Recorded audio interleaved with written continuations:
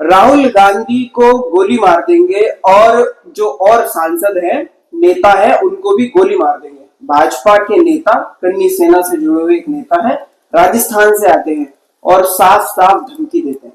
राहुल गांधी से ऐसी क्या घृणा? देखिए, कुछ लोग अपनी पॉपुलैरिटी पाने के लिए इस तरह की भाषा का इस्तेमाल करते हैं, जो ये गलत है। और अगर इस तरह की भाषा बोलने वालों के खिलाफ सरकार कार्रवाई नहीं करेगी तो ये और ज्यादा बोली जाएगी। अरे ओम बिरला और मोदी जी को अगर कुछ भी बोलोगे तो फिर ऐसा ही होगा। देखिए, तो फिर उन्हें घर बैठा लो। अगर सत्ता में रह करके कोई गलत काम करेगा तो आम जनता हो चाहे कोई नेता हो उनके खिलाफ बोलेगा, और अगर कोई बोलेगा तो आप उनके गोली मार दोगे। तो मार दीजिए। फिर यहाँ हिंदुस्तान में कानून का राज तो है नहीं, जंगल राज है। और अगर इस तरह की कोई भाषा बोलता है तो वो जंगल राज है।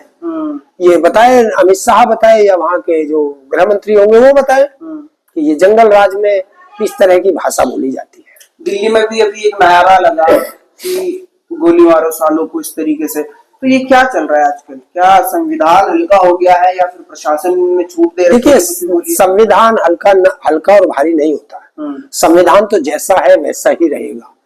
वो तो जो एक बार लिखा गया वही है। संविधान की रक्षा करने वाले कमजोर है और चाटुकार है।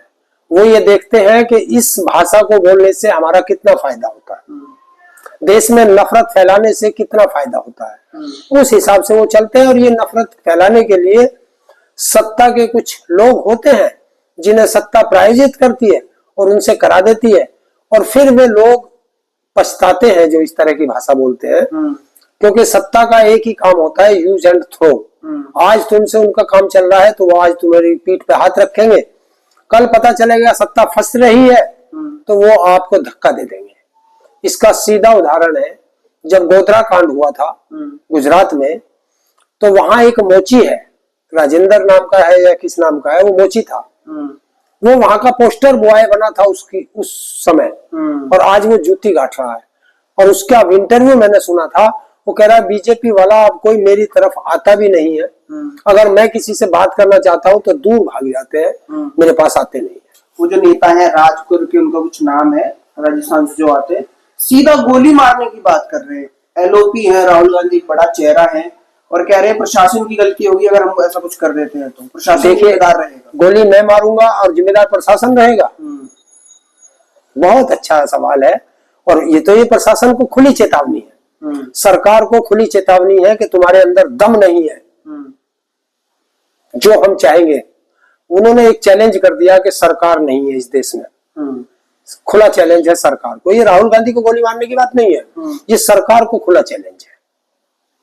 तो सरकार इस चैलेंज को स्वीकार करती है या उसके आगे नतमस्तक हो जाती है, ये जनता देखेगी। एक मजबूत संगठन से भी जुड़े हैं वो कर्णी सेना। कर्णी सेना वही सेना है जो बंदूक तलवार फरसे लेकर के सड़कों पे आ जाती है। देखिए, संगठन से कोई, ये देश बड़ा है, कोई संगठन हो, कोई संस्था हो, कोई राजनीतिक पार्टी हो, उन सबसे ये देश बड़ा है। और इस देश में संविधान सबसे बड़ा है। तो संविधान को जो चैलेंज करेगा तो ये तो कानून को देखना पड़ेगा। राहुल गांधी क्यों टारगेट में आ जाते हैं? देखिए, राहुल गांधी इसलिए टारगेट में आ रहे हैं कि वो सत्ता की आंख में आंख डाल के सवाल कर रहे हैं, सत्ता की गलत नीतियों का जवाब दे रहे हैं, उनसे सवाल कर रहे हैं। तो सत्ता उन सवालों से बिलबिलाती है, क्योंकि सत्ता डोलती है उन सवालों से।